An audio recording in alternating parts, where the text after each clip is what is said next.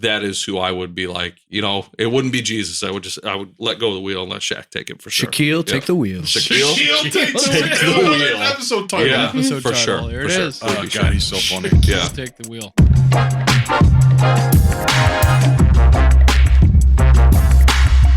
Oh, my God. Welcome in. Who's that? Ryan loves it. Look at that face. We are back. I don't like it. Well, apparently. Your face says that you liked it. Yeah, It's funny. It was It's funny. too late. It was funny. Yeah. it's too late. Thanks. Welcome in, guys. This is season 5, episode Nope. 8. Yeah. Episode This 8. is season 5, episode 8 of Unstable Discourse, and we're Yes. back at Channahon Acres basement. Wait. Oh, Yeah. That is the sound of a throwback. It's hearkening back to our first season. That's season 1 sound for sure. We didn't podcast without White Claws almost ever. Actually, Natter Days were the big thing. That's right. Yeah, they were. Where were Natter Days this summer? Saturdays Ooh. and cheeseburgers. And Yeah. cheeseburgers and cold fries. That's right. Cold fries. Those cheeseburgers hit, boy. Yeah, they did. Well- But they couldn't have anything on them. Right. Plain Correct. is how Plain ass real, cheeseburgers. real G's eat And Natter cheeseburgers. Agree. Real Just cheese, thank you. cheeseburgers. I'm Alex Seminary of Tailwind Media. I'm here with Ryan Fancher of Unstable Disc Golf Gear. Yes, sir. Sean Callahan of Delwood Disc Golf. What up, y'all? Jason Callahan of Bag of Tricks. Let him in. And, Okay, Terry Miller. and Sheila Callahan, the Queen of the Canyons, and the Deucer. Hey, It's been a while since we did this. We took a break for the summer. We got a lot packed into this episode. We're going to be doing basically a catch-up of what everybody's been up to all summer. Go on, Jason. I know you're dying to say it. It's a mustard, but we'll call it a catch-up. Thank you. Yeah. So we got a lot of catching up to do, and we're going to kind of hit everybody's things that they want to catch us up about. And by the end of the episode, we're also going to do a big fantasy Frisbee analytics reconnaissance tournament update. is this the first time we've actually said fart? I think so. I'm sorry. Wait, I that know- spells fart? I It had no actually idea. spells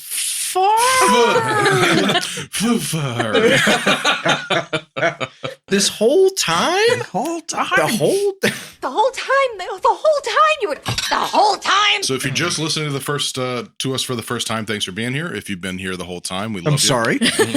Yeah.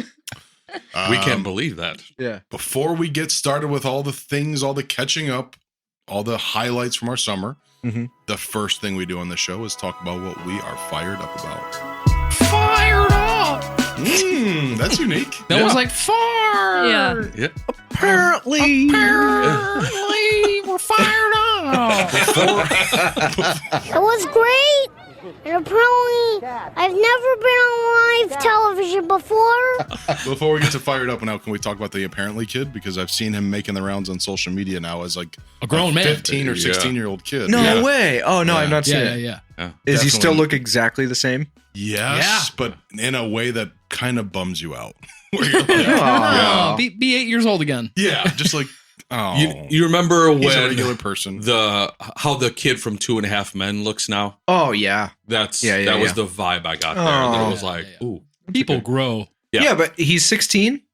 That's like a Ish. phase. No, I like think he's 20. Yeah. Okay, Maybe. so, well, still, like, he might grow out of that shit. Might. Might. Yeah. We're pulling for you. There's still apparently, time, Kid. apparently. Apparently, man. Apparently, man. My bad. All right. I know we did. Whoa, apparently. I know there was a list of things we were all fired up about. Or actually, no, we did not share that. This is all a surprise to everybody. Yeah. Mhm. That's correct. May I nominate Ryan? What are you fired up about? So I have been playing disc golf since Ling Long. 99, 2000. Never good at it, but have been having a good time with Yeah. it, I think. And not until 2.5 or 3 weeks ago did I finally obtain my very own real disc golf basket. Oh, Mm. It is a Mach 7, oh snap! PDGA legal. It's the real deal. This is not a travel basket. Is it on like a wheel thing so you can move it around? Or It did is you on a put it in the base, ground? but my yard is very not very wide. It happens to be exactly 66 feet wide, which is the diameter of Circle 2. which is the diameter of Circle 1. correct radius. You were thinking radius. Yes. Diameter is total. So there we go. so So you can putt from circle 1 I all love the way that. around. All the way basket. around. Yeah. yes, yeah. correct. So but it is 66 feet wide, but it's very long. It's just over half an acre. And so I've got from my back patio, I've got a good launch pad tee box. It's about 190 feet to where I put the basket, maybe a little bit less. It's such a great.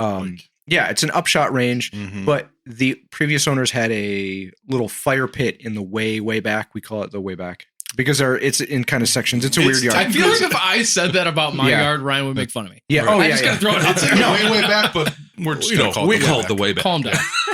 Relax. He has his yard split up into quarters. I got to mow Q3 today. So I do make fun of him, by the way. The previous owners had a fire pit, which we were not using, and it happens to be about 5 feet in diameter. And so the basket fits perfectly into that. I've been throwing a bunch of upshots and then trying to make the putts. It is not helping my game at all because I'm not Nonsense. committed to actually practicing correctly, but it's been fun. The neighbor kids are having a blast with it because I just leave 10 or 12 or 15 discs in the basket. And just yesterday, the neighbor kids were just going ham on throwing the discs. They weren't abusing it. They were doing what they should be doing. Yeah. It's crazy. rad. Like they're Really? not hanging off it. They're not trying to tip it over. They're taking the discs and trying to throw them at the basket. And it's awesome. Nice. Are they like Great. Nora's age? Or are they a little older? Yeah. 9 to 7, 6, 5, whatever. Yeah. They're all having a great time. I'm having a good time. I was having a frustration a couple days ago I was having a frustration. in the basement. I like that you Yeah. thought about how to say it. They came up with that. I was having a frustrating time in the shop the other day, and so I just went outside and I did some putting instead, and it definitely helped my mental state. Can you talk about why did you buy it? Because like this will be fun, or was it like I'd like to get better and having a basket will help me get better, or like talk me through why you bought it? Having a basket will help me get better, but not if I don't practice correctly, which I will not, because I'm not committed to making sure that I get better, because that's not why I play. It will help me. I haven't had it long enough. You're But, just gearing up for SP. yes, That's a our great Sandy Point SP trip is distance. coming up in T-9 days. Yep. So Ooh. that was really what got the gears turning about. Yeah. I need a basket. Can we because I do need a to fantasy practice. draft of the Yes. EBs Oh, of Yes. who's gonna win Mm. Sandy Point? yeah, that's a good idea. We may have to do that. Yeah, it's been awesome. I even got some yard marking whiskers, like the tour requires, Mhm. and I put them every 5 feet around the circle. Did you buy And- them?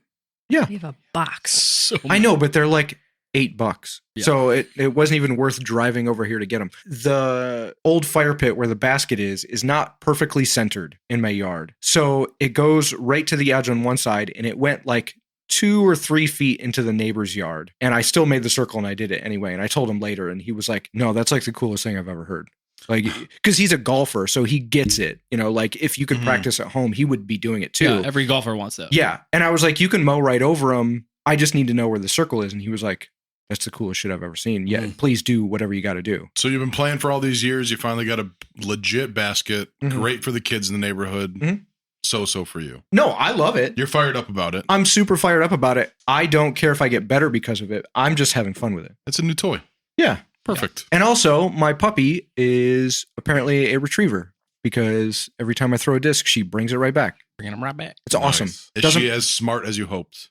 So far, yeah, she's been doing great. So, yeah, she doesn't bite them. She doesn't chew on them. She just brings them back and drops them. Alfreda. Yeah. And I Wow. haven't taught her to Shout do out any of that. So Alfredo. it's been great. I tell people all the time that like having a legit basket to practice on is like what will change how you approach practicing. Yeah. Because a practice basket is better than nothing, but the real thing is like when you hear that real thing It's the- for the first time yes. in your yard, you're like, okay, I am Oh, married yeah. to this now. Yeah. Bye. Whenever I throw into my my mock or my black hole, which is it's not a legit basket, there's just no satisfaction. Even when I make the putt, it's like it just does. It sounds like Ring. ching, Yeah. ching.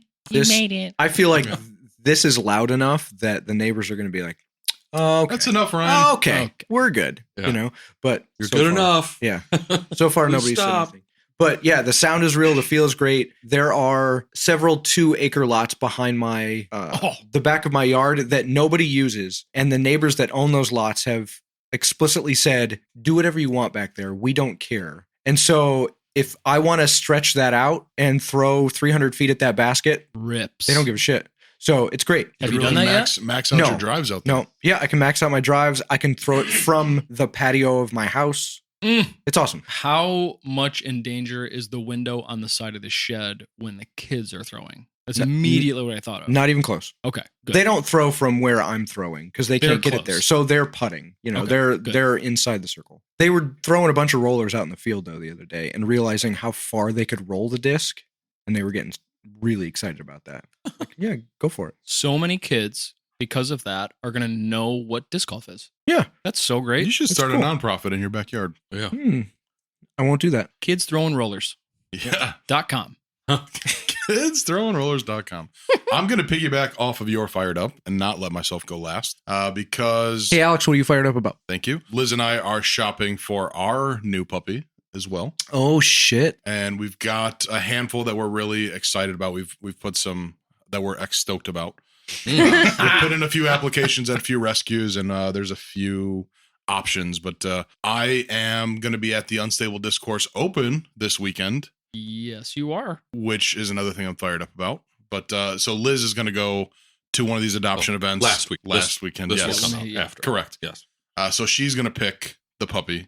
I picked our previous 2 dogs, so this is the first time where first time in her life that she's going to see a dog, and like that's the one I want. Oh, So I'm that's really great. excited for her. Oh, that's great. And I specifically didn't want to get a dog Well, other than the time that she picked you. Hey, Oh, because you're a dog. because I'm You're my dog. a Shit. dog. Yeah, not like a No, you're not dirty a dog. Yeah, You're a A dog. dirty dog. Yeah, Dog. dog. Yeah. She's a dog. Yeah.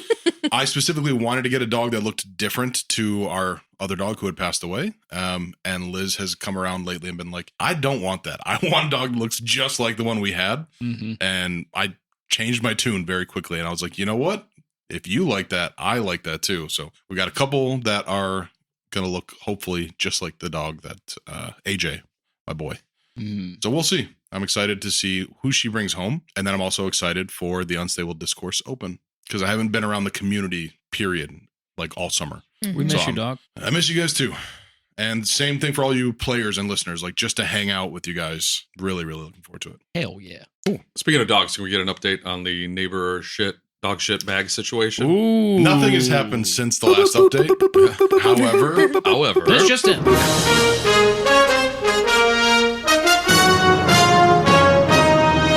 this week I saw a bag of dog shit by our garage, and I was like, I think that's ours. And I was like, Liz, did you leave a bag of dog shit on the driveway? And she's like, yes, I did. Sorry, I'm going to go clean it up. I was like, oh, that's fine. I just was afraid that the saga was continuing. That was the most clickbait version of an update of that Yeah. story ever. The update was there was no update. Well, what did you want me to say? No, The honest to God truth, just say there was Nothing. No there was no updates. new information. Not get me all excited just to find out there was nothing. In this conversation that we do to entertain other people, let me Uh-huh. just say there's no updates. Damn. The saga continues. Yeah. Wu Tang. Jay, what are you fired up about? Oh, thank you, Alex. So glad you asked. The year Jesus. is 1995. I'm in. I am 16 years old, and I am going to see my very first concert. Cool kid with buddies concert. Can I guess? Sure. Live? First concert ever was Green Day. Mm. Yep. Second concert was live. Okay. This is starting to feel like an episode of 60 Songs That Explain the 90s. Yeah, yeah. Oh, everybody else has come a little bit, or is that just me? God damn it. There's always been a place in my heart. They were touring for Insomniac, the follow-up from a Dookie, and there's always been a place in my heart for Green Day. I haven't necessarily been the biggest fan over the years as they went through like some phases that I didn't really get into, but my daughter is a big fan. This year, they're touring. They played at Wrigley. Smashing Pumpkins and Rancid opened up for them. Ooh. There aren't many bands that I am willing to see a second time. If I see them once, I'm good. You know, like that's just, even if it was 30 years ago or whatever, I'm like, whatever, I'm good. I don't need to see them. But There's a short list that you would see. that I would see multiple times. Nicki Minaj, Obviously. Starting Nicki Minaj. Yeah. No, Foo Fighters, Doves, top tier bands in my opinion. And I would put Green Day up there only because they were my first band that I ever saw live. So we saw them 2 weeks ago now, and it has not only renewed my love for them as artists, it has renewed my love of seeing live music as well. Because now I know what I saw at Wrigley 2 weeks ago was a absolute top tier event. It was without question the coolest concert experience that I've ever been to. Those guys are in their 50s. It was like there was 3 17-year-olds jumping around stage. So sick. The pyrotechnics, they had 2 huge monitors on either side of the stage, obviously. If you're going to be where we were sitting, there was nobody behind us. That's literally, we were in the farthest away row we could have possibly been. But there were assigned seats, right? We purchased those seats, yes. And it was a sold-out show. They had the monitors on either side for the people like us that were 400,000 feet away from them. But there was like these filters that they put on the camera every song, and they played 39 of them. Wow. They played... Just Green Day did 39 songs? Yes. And there were 2 other bands? The Schnikes. It was incredible. Rancid played 11, Smashing Pumpkins played 11, and Green Day did 39 songs. They did Dookie in its entirety. They did American Idiot in its entirety, because both of those are celebrating our milestone anniversaries this year. 30 years of Dookie, 20 years of American Idiot. 2.5 hours of non-stop music, jumping around, the pyrotechnics. Every song had an aesthetic. Like the lights would change and the filters would change based off of what song they were playing. Even if it was like a song that was only 1.5 minutes long, it had its own aesthetic. It was cool, visually stimulating. It was audibly, it was a fantastic sounding show. They still sound great. You all know when I say Dookie, there's an image in your head of what that album cover looks like. Oh, yeah. You remember the airplane that's on there that the monkey's flying? Halfway through the Dookie part of the show, like a Thanksgiving parade float, people are walking through the crowd and the plane is soaring overhead, like a blown up blimp version of the plane is flying overhead through the crowd. And then at one point it stops, somebody pulls a cord, and styrofoam Dookie bombs fall out of the plane onto the crowd.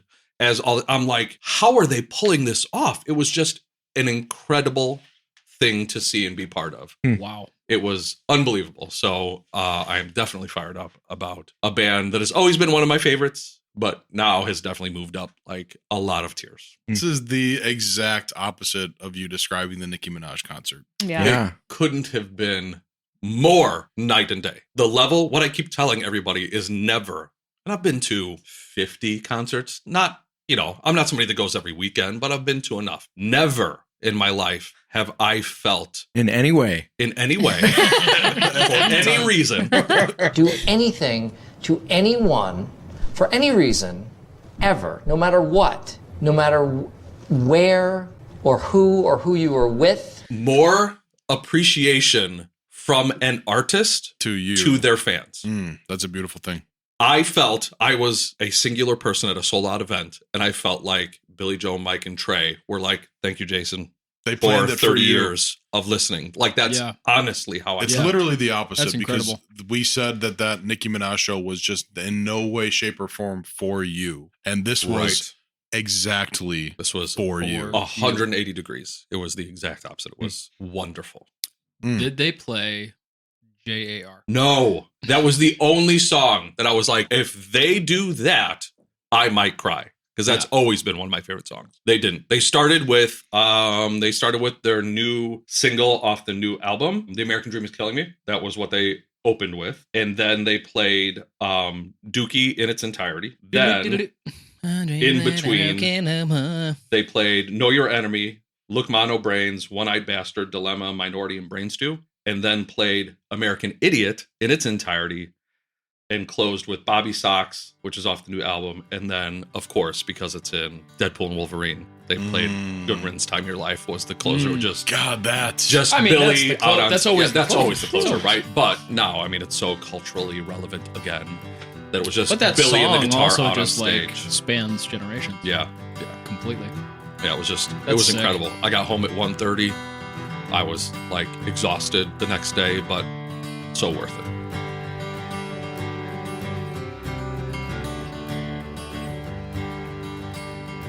very quickly.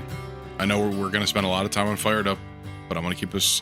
I'm going to jam this one in there. Deadpool and Wolverine. Everybody seen it? No, No, not yet. Yes. not You yet. stupid. Incredible. The 12 same out of way 10? Jason just described that concert is how I felt about that movie. Yeah. Just go see it. The only reason I wanted to comment on it is the use of that song where they used it. I was like, I got teary-eyed. I got teary-eyed during the credits, "What?" dude. Yeah. Liz was like, Are you getting teary-eyed? Yeah. And I was like, shut up. You It was- you don't understand. You want to think that song is overused, and then you see it there, and you're like, Perfect. Why was Perfect. that movie so music heavy? Other than that being a good idea. Marvel what- understands What that am I not seeing? music has We're driven hearing. a lot of the success of a lot of their Sure. most recent movies, and the way they do it in Deadpool, and I think they've done this with the other two movies as well, is like they put the songs in places where you just wouldn't have thought to, yeah. and it just works. It takes every scene has a song that makes that scene so much better. Yeah. And now when I bought the album, so I'm like listening to the soundtrack, and I'm like, it puts me right back in those scenes. I feel like I'm like the same feelings I get from watching the movie. Marvel in general does great with soundtracks, but Deadpool, It was they do it was much fan better. service, but like in the best way. Yeah. Let me Like put it a- this way. Bye Bye Bye by NSYNC is one of the early songs that come on in the movie. First off, when the scene starts, you're already like, this is going to be amazing. And then Bye Bye Bye starts playing, and you're like, I'm going to come. Like, this is, it's out of control. It's so fun. Keep it moving. Sheila, what are you fired up about? The greatest show ever. Go on. I'm listening. It's a YouTube show Oh my God. recommended by Lauren Lakeberg. Of course. She Yeah. knows good stuff. Yeah. She had to remind me like 2 or 3 times, like, trust me, watch this. And I was like, I will. She's like, did you watch it yet? You got to watch this. So we finally did. And we're completely hooked. And we watch an episode every single night. It's called Country Life Vlog. And when she sent this to me, I thought it was going to be some like granola hippies in Washington just doing random shit. But it's a family. I can't pronounce the country, but it's Turkish. And this woman and her husband forage everything that they make. They like grow all their own food. They're raising their own animals, and they cook it all right there outside. And she makes portions that are just giant. It's like ASMR. There's no talking. It's just like Oh, wow. her cooking. It'll cut to the cats playing. Mm-hmm. It'll cut to these crows that hang out. Then there's a tea break. It is so calming. This is what I want to be when I grow up.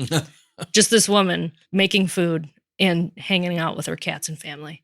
It sounds like a mix of the Alone, the Yes. survival show. Totally. And Alone meets Sheila. Fox Prairie. Yeah. Alone meets like the Halleys. Alone meets the Halley family. Yes. Oh my gosh. It's calming. It's visually appealing. Aspirational. You have to just watch it, I guess. What does ASMR stand for? Auditory stimulation. I don't know. I'm just guessing. But I bet Right. those first two words Yeah, are right. I think you Yeah. nailed it too. Yeah. I feel like it's not that on purpose, but it just kind of falls in that category. Yeah, because you told me about Because it. I and we- cannot stand random noises Or- or like or- people or chewing needing to or talk like for, that. Yes. for talking's sake. Mm. And these people, obviously, I've been watching it with her, and I didn't think that I would be into that type of thing, but oh my God, is it incredible to just watch these people live without them talking about it? She'll make apple pies. Like there's an episode she makes mini apple pies. She probably makes 150 of them. She's chopping apples for probably 3 hours straight. And I'm like, this woman, and then she'll put stuff in the oven and they'll just pan to her and she's just sitting there. And these Like, people are probably in their late 50s, early 60s. Yeah. This is not a young couple. It was It's so cool. really, really cool. You got it? Highly recommend. Yes. So the sounds that you're enjoying are things like the crackling fire, Yes. the chopping of the Absolutely. apples. Like yeah, I the can see that rooster. being super relaxing. Totally. ASMR, an autonomous sensory meridian response. It is a tingling sensation that usually begins on the scalp and moves down the back of the neck and upper spine. Oh, so ASMR is like when a sound gives you Tingles. like the chills. Yeah, down it's like your a spine. slang version of the actual definition. Got it. Yeah. Cool. Okay. I finally am getting ASMR videos in my Instagram feed now, and I can't Some deny of them are that weird. they're weird, but I More love weird, them. man. Like when people are chewing on shit. No, Oh, can't no, stand Nope. that. No, thank I'm you. watching more of it's like it's like they're pretending to do like therapy and stuff on you. They're like pretending they're scratching your head and making sounds. And then I'm like sitting there like, I hope Liz never looks at my phone and sees what I'm watching right now. And sees how hard my nipples are right now. That's weird. It just gives you the tingles. It's such a good feeling. It's the greatest show ever. Well, I definitely trust Say the name Lauren's. again. Yeah. Country Life Vlog. Okay. I trust Lauren's Very recommendations and I trust your recommendations. Yes. Highly Yeah, recommend. sure, yeah. Right before bed, I recommend. Yeah. Because that's what we've been doing. Yes. One episode, 20 minutes. Yep. Right before bed. And we realized in this time that we've also been sleeping really good. And then we put 2 and 2 together and we were like, yo, it started when we started watching those damn videos before bed. Yeah. Wow. Instead of doom scrolling or something, Sure, we're yeah. watching this and then just falling asleep. Whatever's It's on amazing. Netflix, we've been watching this and then just lights out. That makes so much more Great. sense than watching 30 Rock. Mm-hmm. It's like high energy comedy with like a bunch of shit going on. And then you turn it off and you still can't sleep for half an hour. Yeah. Mm-hmm. I'm going to try that for sure. Sean, what Yes, you sir. fired up about? I am fired up to finally be finished with Callahan Acres. Q1, It is- Q2, Q3, and Q4. And Q4. I have 9 tea pads. I have 9 baskets. Many of the tea pads 9 play tea to pads. many of the baskets. I wrapped up everything after starting this in the fall of 2021. Wrapped up everything, and we had a little get together for my birthday a couple of weeks ago, and you all were here. It was great. To have that checked off my mental list is like such a huge weight lifted off my shoulders. Like, I just feel like one of my projects is done and I can like put time and energy into other things, or the ultimate goal, which is have more people over here to be able to play it and hang out and get to know people and utilize it as a like, in my mind, it's like when I know somebody that I'm close with that like needs a deeper conversation, come here and we will like work it out back there. Dude. So that's where I want it to go. And I'm really stoked on that because that's what it's been for me for 2.5 years, is me working everything out mentally out there. Dude. And I want to be able to provide that for the homies. It's just a really good feeling to be able to have it finished and be where we are. I know you watched some of the show Dave. Did you watch all of it? Like, have you finished that show? I think so. We're Yeah. up to date on that. Yeah. Do you remember the episode where he goes to Rick Rubin's studio? Yes. Yeah. And like the whole thing is like, it's not just, a technically great studio. It's like, because you go there and Rick Rubin gives you the experience that you need to have to make your best music. Mhm. Right. That's what I think about Callahan Acres now. That's how I want it to be. I'm really excited to see what can come from it now that I have the ability to have the opportunity to fully immerse. No different than Delwood, but in a different way, that this is like my sanctuary that isn't public, but I can enjoy it with the people that I'm close with. So, Ooh, you got to do a special version of the Canyons log out here. I've been trying to tell Sheila that. I've been you. trying to tell her. We've been booked. Yeah. But yeah. Maybe that should be the closer for the season. Ooh, that's a good idea. The finale. People It's not really can- the Canyons log though. It's a travel log. I want to talk so much more about about Callahan Acres. Are we going to come up to this again in the recap? I think so. Yeah. Okay. It's one of the things that we want to talk about. Okay. Chalk about. We will talk about that when we get to it again. Yeah. In the meantime, let's jump into the Callahan rundown because it's been a minute. You probably got a lot to share. It's been a minute. I'm going to try to spit this off the top. Oh, Without there's no looking at my notes. His phone. arms are crossed. He ain't looking at shit. Yeah. Good luck. Dropping dookie bomb. Yeah. The Callahan rundown. First things first. Little snafu. We'll talk about that real quick because I So- think everybody will get a little kick out of Yeah. it. What had happened was What happened was I did not reach out to the Channahon Park District as early as I should have. But here's a very cool little story that happened on Monday when I discovered that there was, in fact, a cross-country meet happening the Saturday of the original date of the Channahon Classic, which was Saturday, September 21st. That morning, I had just gotten the certificate of insurance from the PDGA for the event because Channahon always asks for that. So I forwarded that certificate to my contact from the Channahon Park District and thought, okay, cool. Within minutes, Sheila was a witness. Within minutes, Jesse Sains, the former TD of the event, sends me a text and he says, "Did you see the cross-country schedule? You should take a look at this because there's something going on one of the days." Yeah. And I was like, oh, I'm thinking in my head, did they contact him because he was the prior contact? So like they got my email and then they called him and said, oh, there's a thing going on. And I said, did they contact you? And he says, no. And I was like, whoa, that's so crazy that in the timing of all of this, right?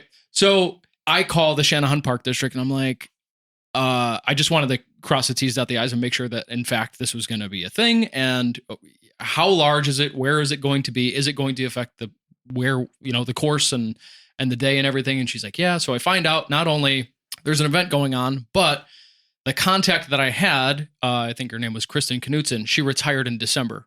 Oh, right? So new guard.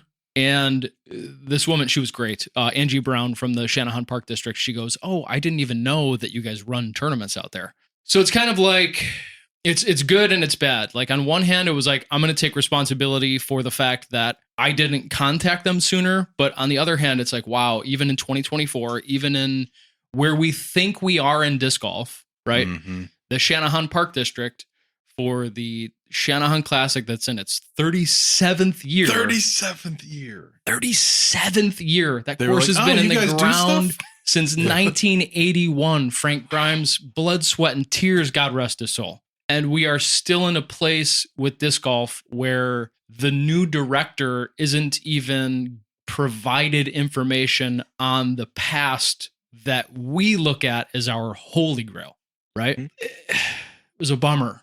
You know, I kind of felt like, damn, like all this work that we do. And I don't even know if you can blame yourself, because I can almost guarantee you that we submitted those dates before cross country even thought about what meets were going on this year, because they Completely. don't do that in the same scheduling that we would.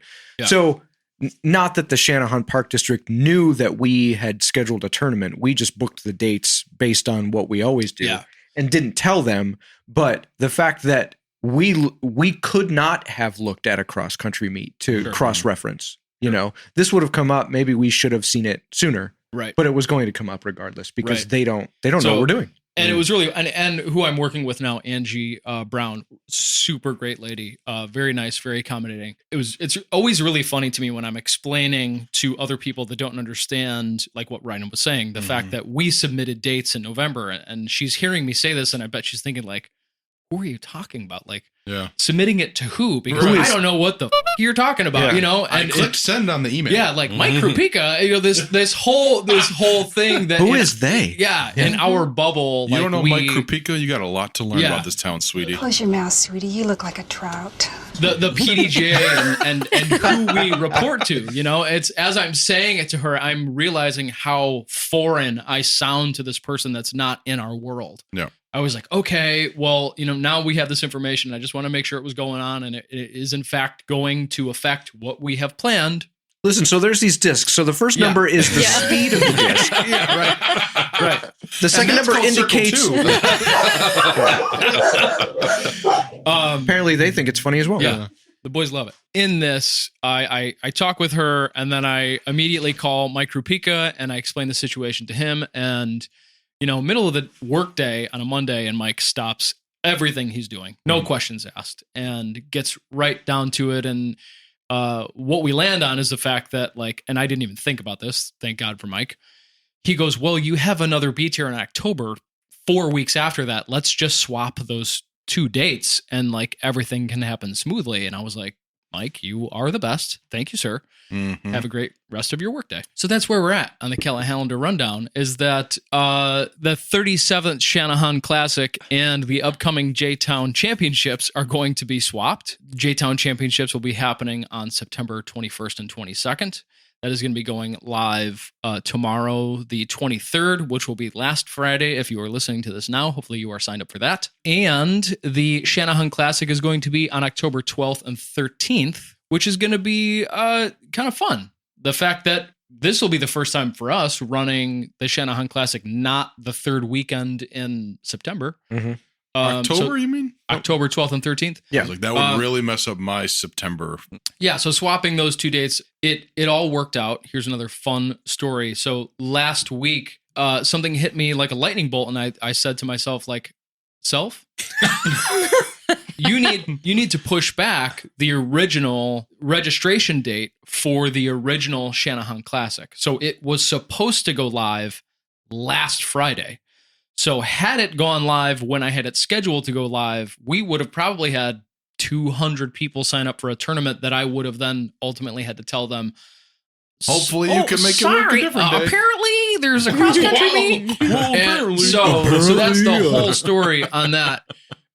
So we're swapping dates. Nobody signed up for anything yet. I think it's all going to work out swimmingly. And that's where we're at. Averted. Crisis averted. Mike Kripika, of course, had a solution. Yes. Because he's solved every kind of tournament problem. He certainly has. Probably ever. And also, something similar to this happened, I think it was 2008 Channahon Classic. So I don't know what year that was, maybe 20-something, 20th or 21st. I want to say that Dana was the TD that year, and he ended up having to do the event like the 21st and then the 28th, or the 20th and the whatever it was. So it was like split weekends, but only one day each weekend, which obviously it could have been an option to do it that way, but that would have been a headache to have to split up an event that typically happens in, one weekend. So that's where we're at with those on the calendar. Did the conversation that you had with Angie, did that feel like you put disc golf higher up on the rank for her? I think so. I think that she felt kind of bad not knowing somebody in a role where she's having to balance a lot of plates. I get that. That's what we do. That's why the mistake happened in the first place. So yeah, I think so, because the follow-ups were very quick, very prompt, very informative, and like very matter of fact. And I will take care of this. And she was very concerned about making sure, like, do you normally pay for this? And can we, make that transition a little bit smoother? Actually, no, Angie, you end up paying us $1,000 a piece, I believe. And you have to cook me dinner. Yeah. I'm sorry, but apple pies for everybody. Yeah. So super cool. Super cool. Good. Yeah. Good. Really good. And that's pretty much it for your events for this portion of the Channahon. For the next couple. Yeah. What do you got? What do you got? I'll tack on one thing. It's not exactly a Disc Golf Chicago event. It's actually a Forest Preserve of Cook County event. It's called Party for the Preserves or National Lands Day. There's a couple different titles that I've heard about it, but it is one of the biggest events that they do every year. And we set up as a booth, like as a vendor, basically. There's like a couple thousand people that came last year. And we had a really cool spot, like right near the entrance. And basically we just have disc golf baskets set up and discs for kids to play with, and a spot for like parents to learn more. That is September 14th in LaBaugh Woods on the north side of Chicago. And we could use a hand with a couple of volunteers. So you don't really need to know much. You basically just need to be friendly and not weird to kids. As long as you're like pretty... I was about to volunteer. Jason's out. As long as you're pretty cool and you like disc golf, it would be helpful to have a couple extra hands around so that as families come up and they see discs and a basket, we can say, this is what it is. Here's how you play. Just go teach them how to putt into a basket. And then we have a little mini course. They give us actually a lot of space at this thing because the Forest Preserves are really fired up about disc golf. So they give us a booth, but then they also give us a whole field to set up like a mini course. So here's how you play. And then if you like this, go play a couple actual holes right over there. And we have volunteers basically walk with the families and teach them how to play. So if you want to help and you're free on the 14th, it is from 10 to 3 p.m. north side of Chicago. Holler at us for more details. Time well spent. Can I add on to my calendar rundown, even if the thing I have to mention is the same date as the thing that you just said? Of course. Okay. Because most people are not going to want to do the thing that I just talked about. But there's a few people who will. You talked about that the last year on the show. I think so. Right? Probably. Was that the thing where like John Cleveland was there? I remember John Cleveland is at everything we ever do. Right. Yes, he's incredible. So friend of the show and former guest, Mike Ferreira. Oh, hell yeah. Is working with the organizations that he has been working with. And they're doing a flex start at Delwood on September 14th. That is a Saturday, 8 to 5. That will be a fundraiser and awareness with addiction called Live for Lolly. I'm sure people have seen the flyers up at the shop or on socials. Please come out and attend that. They are planning on doing a lot of like CTPs and raffles. The women that he's working with are really cool. Love the cause, very close to the heart. And it's been very fun watching Mike go from dude in the shop to guest on the show to I want to run an event to me going, I'm not going to do it for you, Mike. And he kind of was like, what? And I was like, yeah, I'm going to push you to do all the things that I know that you are fully capable of doing. Totally. For making this happen. So really cool with that. I, kind of said to him, like, you need to become the TD. And he was, I can do it. He's like, I can do that. And I was like, he's yeah, you're going to do it. Already kind of doing you're already that by there. running leagues. He's like 100%. It's such a, it's a small jump. He's an organizer. Yeah, exactly. And he's growing really quickly. So it was very cool to kind of push him into that and say, hey, go get TD certified, do all the things. And then I will show you all the steps that I have to do to run the flexes. But I told, this was not because I don't want to help, but because I want to see the gratitude on his face. You are helping by teach a man to fish. Exactly. To see the gratitude on his face after he runs an event A to Z and says like, I did it. Yeah. So I'm really excited to see that happen and come to fruition for Mr. Ferreira. I'm sure we're all fired up about that. Yeah. And I want to say to listeners, like when you have a chance this happens a lot in disc golf where you can go play, but also contribute to the greater good. This comes in the shape of a lot of different events in disc golf. It always hits different. It's fun to play. Of course it is. But when you know that something bigger than you is benefiting from just you being there, it's awesome. I think of the Dog Bowl, obviously Mike's thing, coming to our Forest Preserve thing. Anytime you're playing for more than just the fun of playing, it hits different in a really cool way. So I definitely recommend you guys check those events out whenever you see them pop up, because at least a couple people are probably pouring their heart and soul into that thing, and it's going to help that corner of the world be a nicer place. Yep. And I think with all the people that are trying to quote unquote grow the sport, and with the pace that it is going, that is still one of the benefits of having a sport that is still very grassroots, is that you can't just jump in and do something that is changing things for the better in a small way, or changing lives, or at least changing the way people see the sport. When you think about bigger sports, there is no real room for that. What are you going to do for Major League Baseball? You can coach T-ball. And do it in that fashion, but actually getting in and getting involved and running events like this is, I think, the best way, or at least helping. Yeah. You're leaving the sport better than you found it, and you're leaving your community better than you found it. And that's rad. All of these things are available on discgolfscene.com. As you know, if you do not already have a profile on discgolfscene.com, please do so. Please follow all of these events, the things that we are talking about. All of that info is there, which is why we unofficially say this show is sponsored by discgolfscene.com. Sheila only. Come on, Pete. Hey. Nicely done. I'm so glad you brought that up, because my thing should be on discgolfscene.com. It's not a tournament, but that's where disc golfers will see it. Yeah. It's okay. And UDisc. My God, UDisc. You're so smart. The channels. Before we take a break, I want to bring back a segment that we used to do all the time, and then we decided we were only going to do it when there was a cool reason to do it. So I have a local route shout out. Oh, shit. Throwback. Yeah. It's not even, it's just a shout out for a thing that made me feel Ryan, cool, pass really. me a cheeseburger. I went to play my first casual round in a very long time last weekend with the homie Jake Jackson. We went to Van Horn Woods. The dude from New Girl? That same guy. Yeah? Yeah, we went to Van Horn Woods in Plainfield, new course that Dana designed. Yeah. And the course is sweet. But while I was there, I was looking for a disc that I stupidly threw a green disc into a section that I should not have been throwing a green disc. So I was looking for my disc for a little while. And these two dudes walked up and they asked if they could use some of my bug spray, because it's buggy out there. If you haven't played yet, bring bug spray. Good Lord, bring bug spray. What a herd. But with bug spray, we had a great time.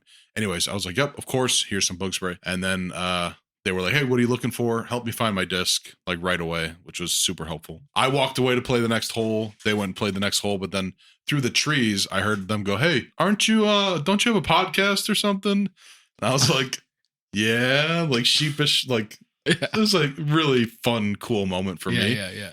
So I wanted to shout out Javier Jimenez and Ruben Sanchez for helping me find my disc, but also making me feel special. Hell yeah. Nice. And then I chatted with them after the round in the parking lot. We just kind of finished around the same time. And they're, again, add them to the list of players that the Pinas have brought into the sport. They've been like, they're Berwyn disc golf dudes, but they play all around here. So super cool guys. Thank you guys for helping me find the disc and for listening. The Pina Ripple strikes again. Yeah. I have that disc now because of the Pinas, realistically. The Pina fly effect. We'll be right back. Busted.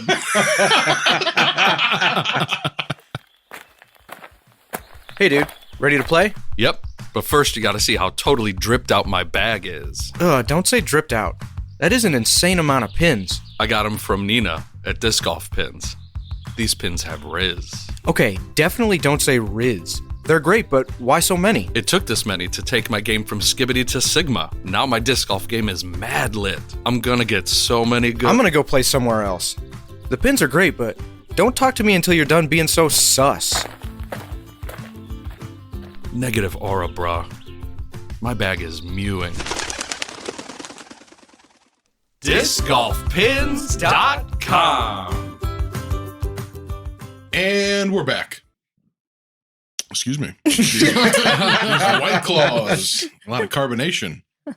Getting hot in these White Claws. Hot in these rhinos. And that means it's time to get into the gin and juice. Which is where we all pause and we can all hear the music playing. Think about the and music then- playing. Yeah, that's right. Yeah. By the way, I looked for those at Burkott's before I got here. Did not find them. They're not that good. But Yeah. that was the consensus. So they were Yeah. oven cleanery is Yes. the word. Yeah. A little bit oven cleanery. Yeah. Who said that? Yeah, that's got Jason written all Yeah. over it. Oven, It could have been oven Ryan. cleanery. It might I have been feel Ryan. like that. Yeah, I don't remember. I think it was Ryan. That is accurate, though. Let's get into our summer recap. Sheila, do you want to steer us here? Yeah. You guys want to start with tournaments? Yes. Yes. We had quite a few. In order? Yeah, why not? I think in order is easiest from a brain. Sure. I think that where we left off before our break was with New Lennox Open, right? New Lennox Open? Jason, hit us with the tagline? Yes. Oh, that's right. New faces, new places, new Lennox, right? Yeah, That's right. Yeah.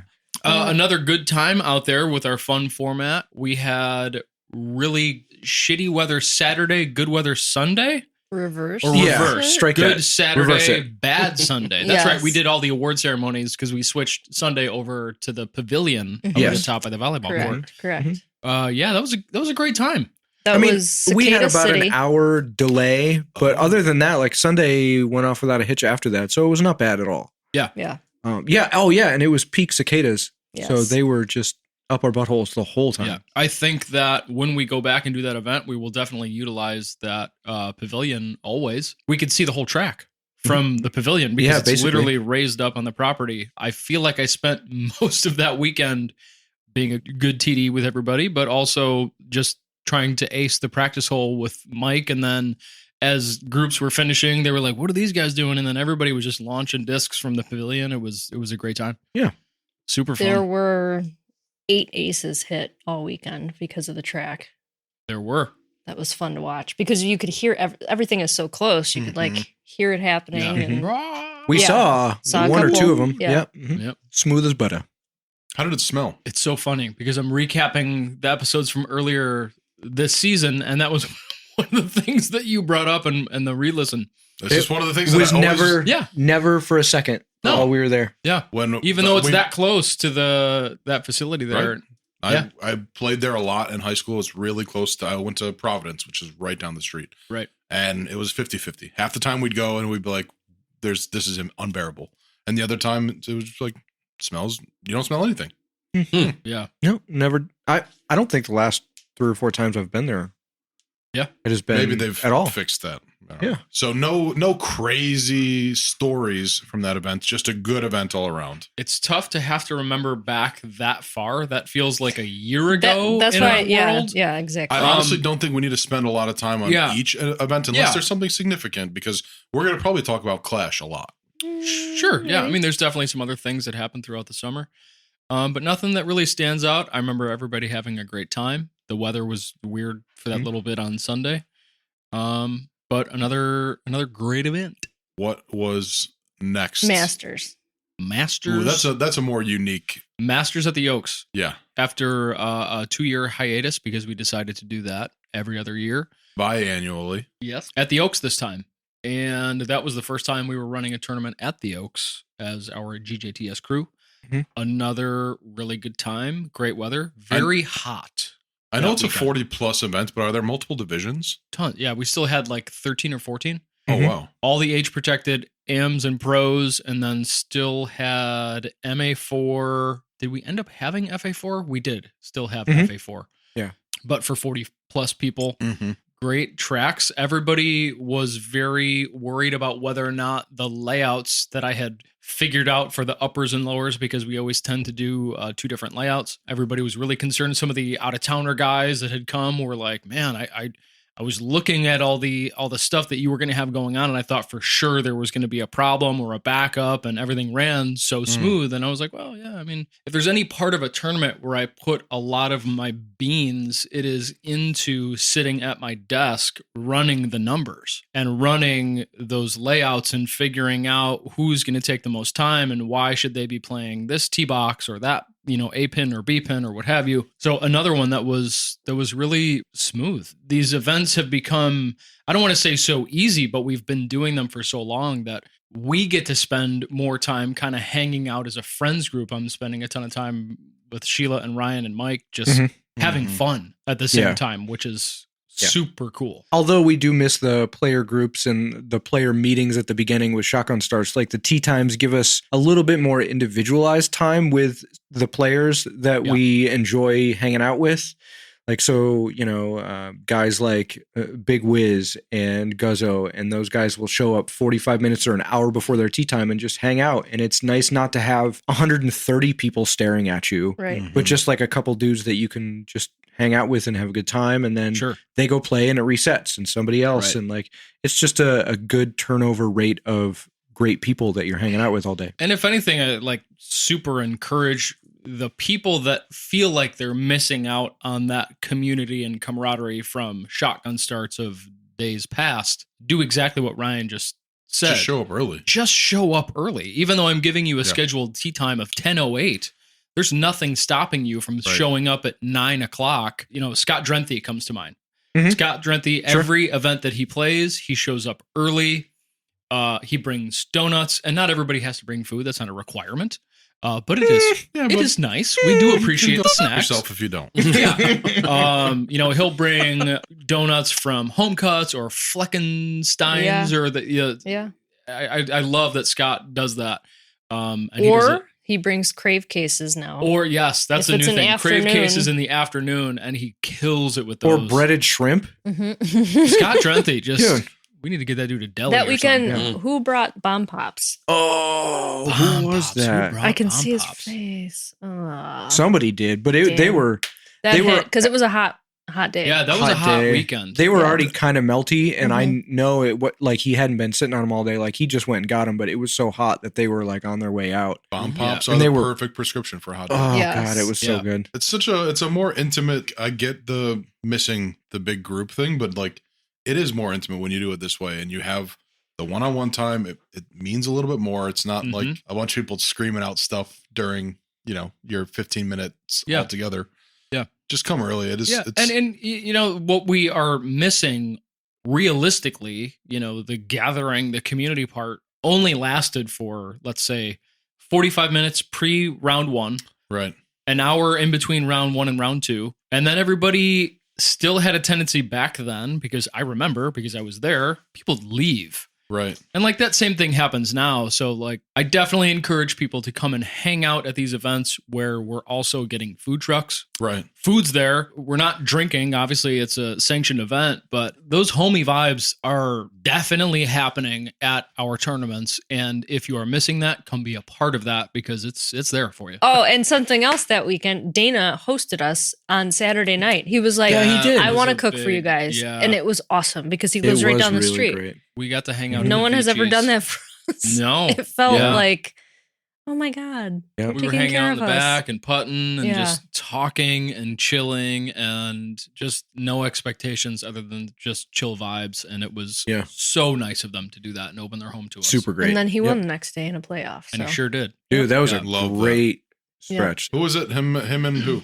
Trevor Harbolt Mhm. from the West Coast. He came out. I don't know how that came into his feed, but he signed up and he was there. Super cool guy. I love that you guys put, the fact that people bring stuff to be hospitable to you in return is such a sign that they feel taken care of. Because you're not going out of your way to do that stuff for your average event organizer, but you do it because somebody has been showing me love by taking the time at the desk and figuring out all the details and giving me great experiences. How can I return that love back a little bit? That's so cool. Food and bomb pops. Breaded Skrimps. Episode title. Skrimps. Bomb Pops and Skrimps is the episode Oh title. my God. That's good. So new Lennox Open or Masters at the Oaks. Yep. And does that bring us to Clash? Yeah. It does. That brings us to July. God, it and- killed me to not be there. Yeah, July was. Oh Soon yeah. even I was there. States was in between there. We didn't. We just Yeah, kind of helped. so we with had that, but- Masters and then States and then Clash and then there was a smooth event after that. Yeah, it was several July weekends in a was row. just a. It Blink. was like 6 straight weeks. Maybe not for us, but for our community that was just nonstop every single weekend. Yeah. Big, awesome events. After a slightly more mellow June, July just popped off. And Clash was, Clash to me, I feel like States as well. States is like a little bit of the old school guys too. That like that's their pinnacle because it Totally. always was. Mhm. And I think for some of the new school guys that have picked up the sport in the last 10 years, I feel like Clash is their pinnacle because that is happening in their time. And so that carries, those are the 2 pillars of summer in our area. I don't know why I just Totally. raised the roof really hard for you guys. You totally did. But you got the visual of the pillars holding up the community. In those times, even though they're long weekends for everybody involved, players, TDs, staff, man, are we all loving it, enjoying ourselves, Yeah. like fully. And in the age now, in the last year or two, where things start to slow down and the signups aren't immediate, it's not filled in 6 minutes. Clash still is. Yeah. It's Yeah. crazy. Mhm. It is wild. People go nuts over it. People from out of state are just chomping at the bit to get to Clash, and that's still really cool. Yeah. This year I bought one of those giant calendars Yeah. for the desktop. Yeah. And I wrote all of the disc golf events, the start of the year, everything that I was like, I know I'm going to be going to this, I'm going to be going to that. If you look at all of the events that I wrote down, there's different sizes of like how big I wrote the event title on the weekend to show how like important it was. So in case Liz ever looked at it.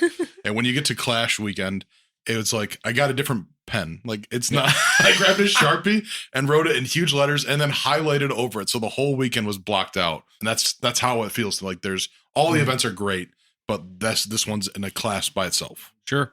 Yeah. Sure. And it was a B tier this year. It wasn't super gigantic. It wasn't a tour event. It wasn't, a silver series. For those players, it still feels like there is a lot on the line for them playing. And that's why we do it. That's a serious title. There were like a ton of playoffs, Uh-huh. and it kind of felt like the young guns are the new classes. Yeah, new guard. Yeah. New And guard. I don't mean that in any disrespect, but it was very cool to see new talent and Noah Field. new people rising Noah to the Field top. freshly playing in MA1, took it down after a 2-hole playoff. Lexi Marks taking it down after a 2-hole playoff. with Who are they both? Casey Glade. Against? Oh, Yeah, Casey and Lexi, that's a Lexi showdown. Marks and Casey Glade. I mean, you want to talk about like new guard and old school. Like sure. Casey's been on top for a long time. So Mhm. for Lexi to come in to the scene and Casey's top dog. Yeah. And Aaron almost pushed to have a 3-way playoff too. Yeah. It was Yeah, they it's were just been tied so with cool. the last 4 or 5 holes. yeah. Yeah. Yeah. To have FPO have a full like a field.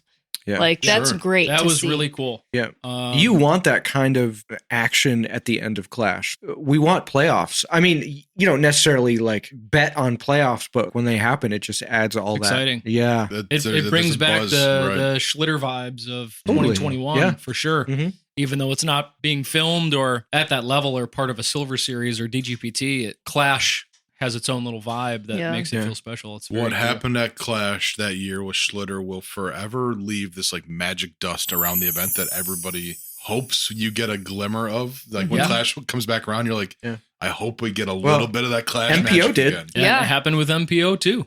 Alberto and Tommy Earhart taking it to the playoff and then starting on, hole 13, white to B was like, there's Here we not are again. anything more Schlitter than that. Same. Like it's the same. And both of them got down there and Berto had like this perfect, I mean, anybody that knows Berto and knows his short game, like he was in position to bang the putt that he practiced 5,000 times before that moment. And to see him and his very unique style, because Berto's like a very up and down kind of push putter, nails this huge putt to just take it away from Tommy in a respectable way, in a way that you do when you win an event like that. So wish there was. And footage. for Berto, I mean, Berto to me is like he's the people's champion in this. Of area. course. There's a lot of guys that are kind of in that realm, but like Berto's a sleeper. He's silently, constantly working on his game, and it's not super flashy and it's not on social media, but if you're in a ring with that guy, he's going to outplay you. And he outplayed a serious field of local talent, and man, it was sick to crown him. God, I want to hear 1,000 more disc golf stories like that. Yeah. Like I want a disc golf. I want a Berto documentary. Like Right. For real. Yeah. So Berto took it down. Berto took it down. Yeah. And he's not been playing that long, right? Like I know he's been playing, but like he kind of came out of nowhere and was like, I want to say, right away, and don't right? quote me, I think Berto moved to this area in 2016 or 2017 from California, where he had been playing for maybe a year or two. And when he came here, he came to the shop. I fell in love with him right away. Just thought he was super cool. He's got a skateboarding background. I mean, when you meet Berto, like he's just such a lovable character and such a nice guy that, immediately I was just like, this dude rules. Team DDG almost immediately. And everybody, he's got the respect of everybody almost immediately with his style, with the way that he just stays composed. Doesn't have a ton of distance, but is, just insanely accurate in the fairway and insanely accurate on the green, and is known for just hitting these jump putt, Berto style jump putts that are just like, why do they need to go that high? Why are, but that's just the way that he does it. This And it works. very up and down putt that still just comes in and just hits right where it needs to hit every time. God, I want to watch. Yeah. That putt that was filmed. That last putt, it is floating around out there. Yeah, It is. on I'm social sure- media. I'm It is sure people definitely were on filming. socials. Yeah. Yes. Yeah, I need It's to see definitely on that. socials. The If anybody other has that, please just DM it to me. Yeah. The other major story of Clash was no Mando on 6A. Oh, that's a game Yeah. changer. Yeah. Everybody was worried about it. And what they tried to do is cut the corner. Of course. And then they learned really quickly you can't do that. So it was it's almost better not having it. Yeah. I Quick don't want question, Jay. You were there that weekend, but I'm guessing you were around the shop For like maybe an hour. and I'm sure you've like walked the course, if not played it. I don't know. Walked it. But when we talk about 6A and cutting the corner, like visually, do you know that? Can you I don't see what's I going don't on? have as many times as I've walked it, I still don't have all the holes memorized. We should describe it because there's probably listeners like Jason who've never been to Delwood. Maybe. So what is like cutting the corner on 6A mean, and what Yeah, happens? so 6A has been in the ground for not as long as the original 18, but it was one of the first extension holes that we did. Sub 500 foot dogleg right, where I put a Mando or a mandatory in on, let's call it the corner of that dogleg right at, I would say that was probably about 300 to 325 feet. Yeah, I was going to is say about 325. where the Mando was at, meaning you had to play to the left of that Mando tree so that it played like a dog leg.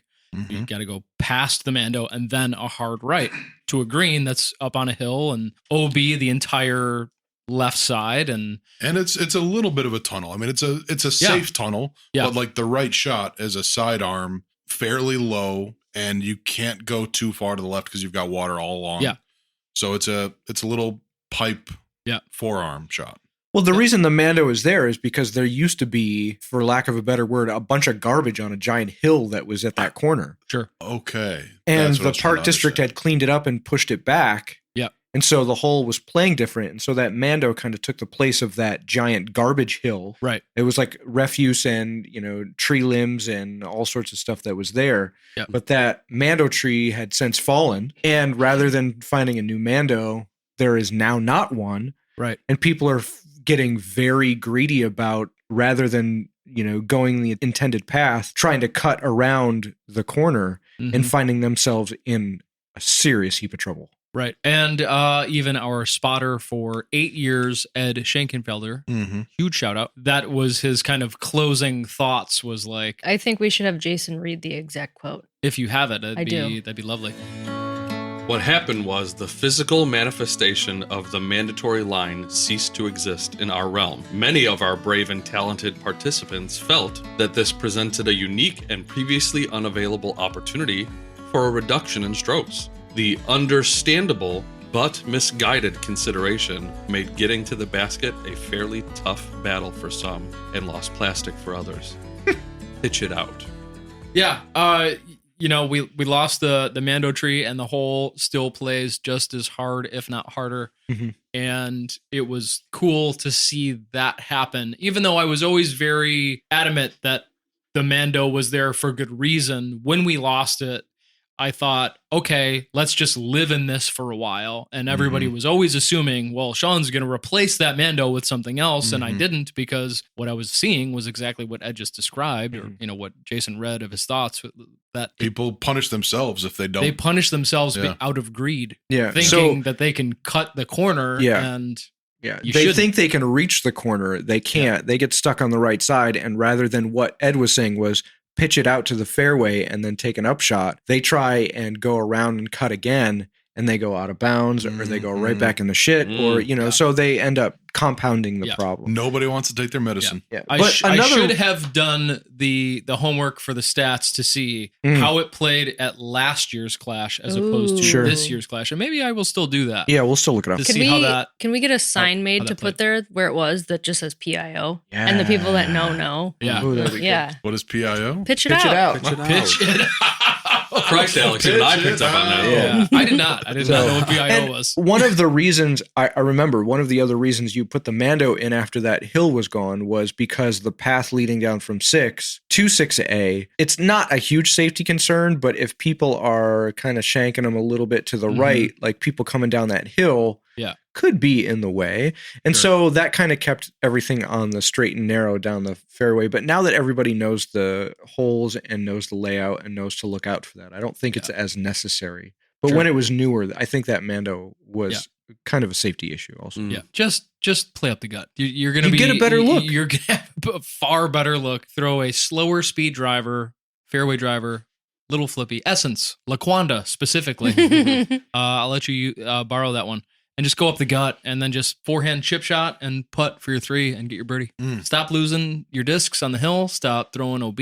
Okay, so highlight Clash was magic as always, and Do you- I think the people trying to cut that corner is like everybody wants that Clash glory. So I mean, the word greed is fair to use, I think, but like it's hard to not when it's an event like Clash.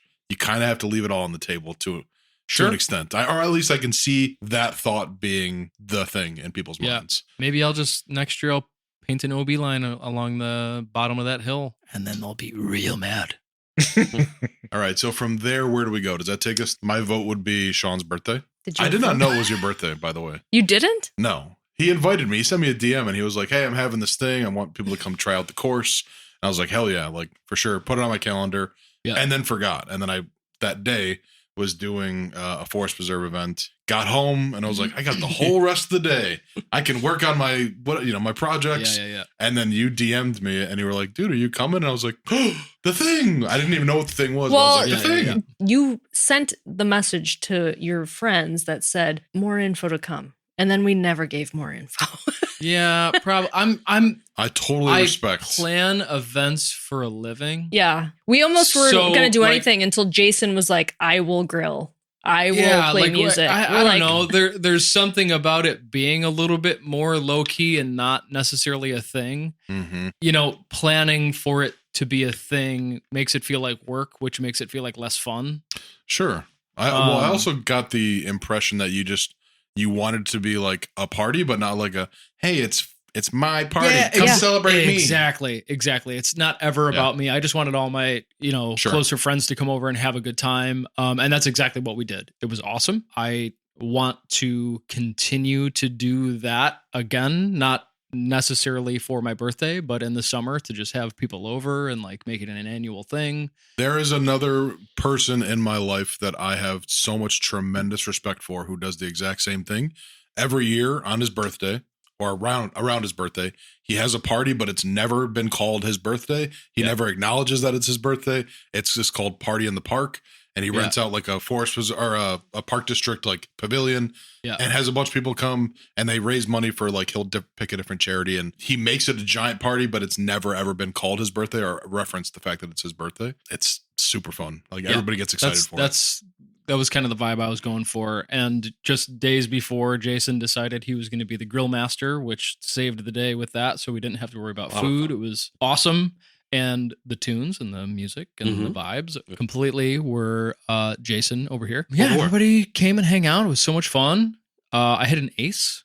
That's the storyline. It was a little bit of a cheap ace. It was off of a tree. That just makes it cooler. Lauren Lakeberg was there. She caught some of those vibes, took some photos with her very cool, what kind of camera? That's like not her normal camera, right? That's like a older school type thing. Yeah.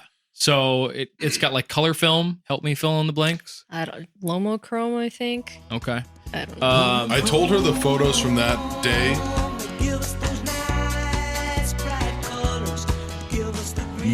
gave the feeling of like an old school hip hop album insert. I felt like looking at the pictures, I was like, I feel like I just bought a rap CD and these are the photos. Damn, my birthday was a rap CD, dog. The photo of you after you got the ace is like, that's when I open the new CD. That's the photo with the track list on it. Like that person's pointing at. Oh my God. New profile pic coming soon. That day was so rad. It was a fun huge day. Group of people playing dubs, but like how many people were at every hole? Like 30-ish? I think that there was definitely 20 plus people mob golfing. So you're just waiting for all these people to play and everyone's just talking and hanging out. And that's always like, every time I would think of that moment as we were, working on the course or whatever, I was like, oh man, people are not going to want to do that. But awesome. 100% the opposite. Like everybody was so good to just chill and also watch people tee off and, kind of cheer everybody on as they were hitting big putts and stuff like that. So me and Jay were on the hole behind him. Like, are they going to let us play through? Or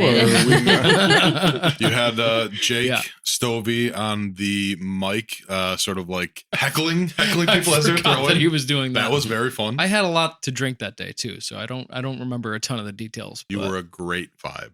Good. I had the camera out and I was like, there's so many people throwing and these holes are gettable, so we're gonna get an ace. Mm-hmm. And at a certain point, I was like, I'm tired. I'm gonna go sit down for a minute. So I went back down to the table and I sat down with Ryan and Donnie and Donnie's girlfriend, who is awesome as hell, by the way. Mm-hmm. Yeah. And as we're sitting there chatting, like I had maybe been sitting there for 5 minutes, and then we hear the whole crowd erupt from the woods, and I was like, that's a ace. I know I missed the ace. And then you guys got back, and it was Sean who aced of all people. Serenity now! Why did I do this? Yeah. So that was a fun moment. That was a Dana Vici gifted P1X? P1X, one of my faves. No, thy brother. I have it's sitting right behind you to your right. There's a $5 bill taped to it from Sir David Cope. Oh, that's right. He wrote on the $5 bill. I have it taped to the disc. What a awesome moment. Everybody signed it. I think there were a couple people that missed the signature. I still got to get a couple, but that day was a vibe. That was a good day. Good I liked getting to hang out with your fam as well, and your fam. It was like not just all disc golf people. It had again, I'll bring up the Hallies. It had like it just felt like a family reunion kind of thing. I love that. Mike Apostolou, the man who hasn't been to Wisconsin. That's such a I don't know how to was if given, I had that title, I don't know how he was given a piece of birthday cake he was excited for. And next thing I know, he is whispering in my ear and he goes, "What kind of cake is this?" because he's clear and he cannot is have so clear. flavored Clear. birthday cake. Yeah. Oh my Also, God. he wanted it, but he was nervous. Yeah, he didn't. Is- I said, try it. And he tried it and he did not like it. But That could also be the title of the, The cake episode. was fire. He it tried was so and good. He didn't For- like it. What kind of cake is this? And it was like he didn't know what to do in the moment. And I was like, well, you can, someone will eat it Yeah. or throw it away. you It's cannot okay. Cake eat was it. fire. Shout out to Sister Stacy, who is Yes. definitely going to listen to this episode because she listens to them all. We love you, and thank you so much for the cake. And she made 47 deviled eggs. She did. How She's do the you- best. How do you make 47? I just made that number. Okay, up. because Yeah, you there's a cut lot. them in I was half. like, damn. And also, turned 41. Why don't you make 47? Those deviled eggs have now been talked about on 2 podcasts because Oh, Donnie talked about them on an episode of How to Make a Mixtape nice. Really? that they That recorded show later is- that day. Yes. That show is Dang. picking No up kidding. steam, huh? Yeah. Oh, yeah. I feel like they're getting a following going. He seems like They're they're having having fun a lot with of Their fun with merch it. Yeah, is they're having fun. rad. Yeah. Yep. Yep. Huh. Where'd they get that merch? Yeah. I don't know. They probably know a guy. What we've done so far now is recap like the tournaments and then your birthday. So it's not necessarily that was like Sean's summer catch up, but in a sense, it kind of feels like it was. Jason, can you catch us up from like your summer highlights? Sure, I can because if you recall on the last episode that we recorded, it was May 22nd, and that was exactly 30 days before my brother's wedding. Oh, yeah. And I was talking about how I wanted to lose weight before the wedding happened. And I'm proud to say that as of May 22nd, I am 25 pounds lighter than I was when we recorded that episode. You are looking good. And thank you very Dang. much. Yep. And I plan on losing, I'm going to say another 10 more before summer's end. And then I'm gonna try what? to Are you do going to get a 35. second wife or what's going on after that? Yeah, you know what? At this point in my life, I'll take anybody on that wants to. You want to be my first husband, second wife? I don't care. You're going to Whatever. stick Yeah. to keep them away, man. Yeah. What I can say that I didn't expect was how much I would enjoy the process. I thought it was going to be a slog. I thought I was going to hate it, but almost immediately I found exactly what I wanted to eat, and I still eat it every day for lunch. Hummus. Taco Bell. No, Taco Bell, my Taco Bell has shifted. I'm not doing that as often, and I'm only eating the vegetarian options. 7-layer burrito. I get the That's veggie. spicy potato. That's veggie. I get the spicy Yes. potato taco That's Yep. the and best. the bean and rice cheesy burrito. I'm not eating any of their processed garbage that I usually ate in the past. But my lunch, hummus and cucumbers. Can we talk about the more interesting piece of Hummus this, and cucumber. which is when Donnie lost all his weight, he talked about the benefits, that Yeah. the unforeseen benefits of like wiping his ass was not as difficult anymore. What goes on? I'm your not there list? yet. It's still pretty difficult to get. Well, I mean, the bidet is helping significantly Sure. there. Still, I still use the bidet every But day. what are the like unexpected benefits? So far? Unexpected is mental clarity for sure. Like I Mm. did not realize how much I was suffering from like Fogginess, daily brain fog Mm. until I dropped 25 pounds, and I was like, oh, The my sugar and stuff. my body throughout the day is responding better to the pressures of daily life. My desires to like shut down and avoid things have changed significantly. The victim mentality has left, and I'm like, I'm in control of this ship, and this day is defined by what I decide it's going to be and not by anything else. Like all those things have changed significantly. The Significantly. main character, My desire energy. to fight people, like I think about it all the time. If somebody stepped up to me, I would wail on them. Like that has never been who I was before, but now I'm just It's like, testosterone. yeah, try a bitch. See what happens. You know, like that is definitely what I did not expect is Sure. just more like realizing that I was my own worst enemy for a long time. And now I don't have to be. And You're in control of something that you didn't necessarily feel in control of before, and it it I was makes just a victim to life. I was just, I had that like, woe is me. Everything that went wrong was just like, see, this is why I'm upset. Because it was just Yeah. for whatever reason. I don't think it's a physical thing so much as it was like when I stepped on the scale, I was like, God damn, 25 pounds in 3 months? Something clicked in my brain that I was like, oh, yeah. I'm capable of a lot of shit. I can do things. Sure. I can be in control of situations. And that, I think, is such an important thing at this point in my life. Now that I'm 90. literally middle-aged, I'm 45.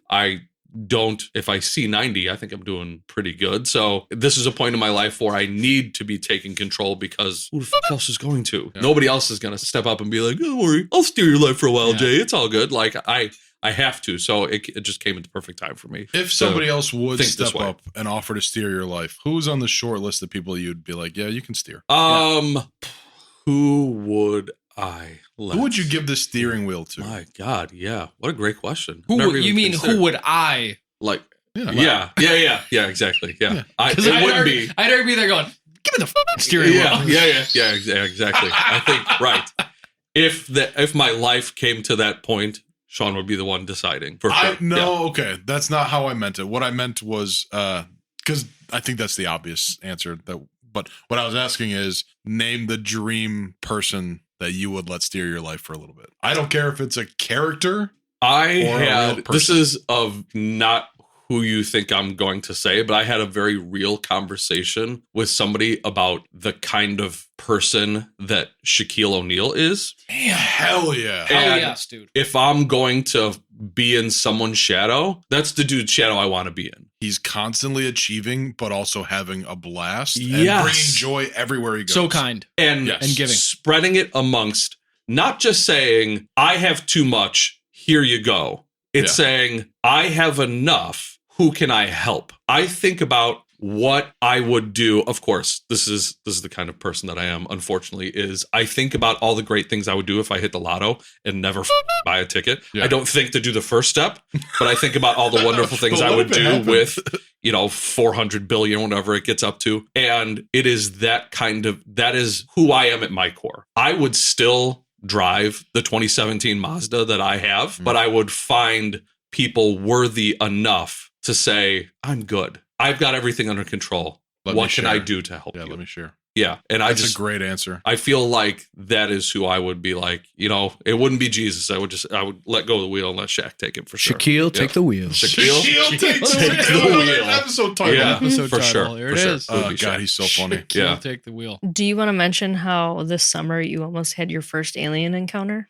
Oh God, I almost forgot.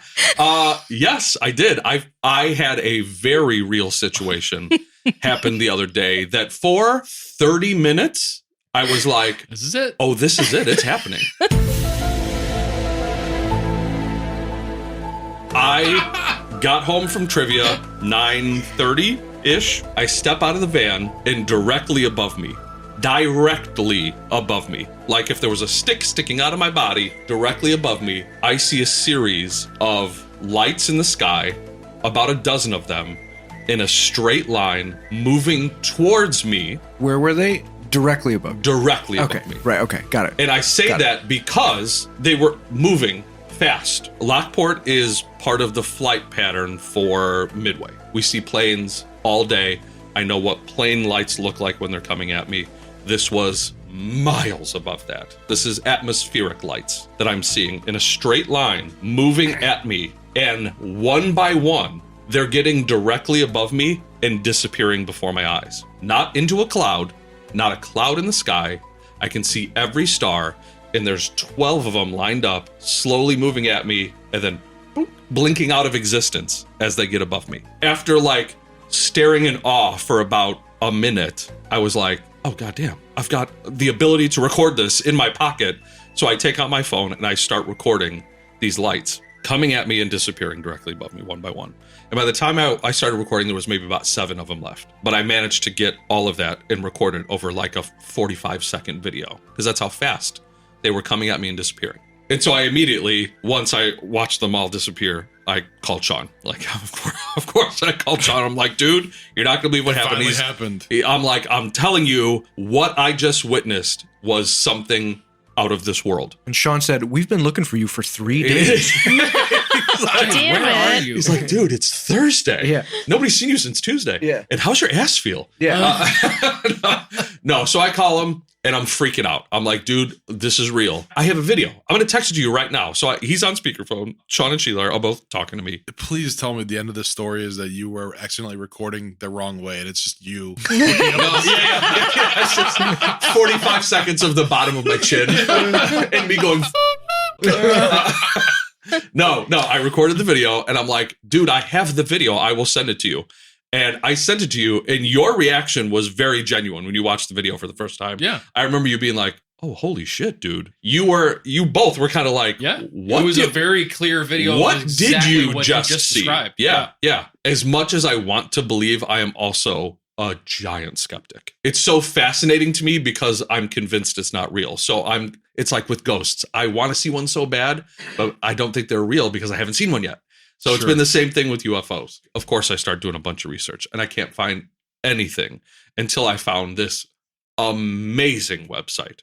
So what I was seeing was, in fact, Starlink, right? That's the name of the Starlink. Okay. Yeah. Mm-hmm. Yeah. There is a fantastic website out there. I will put it on our Instagram for anybody that wants to check it out. Will you share the video as well?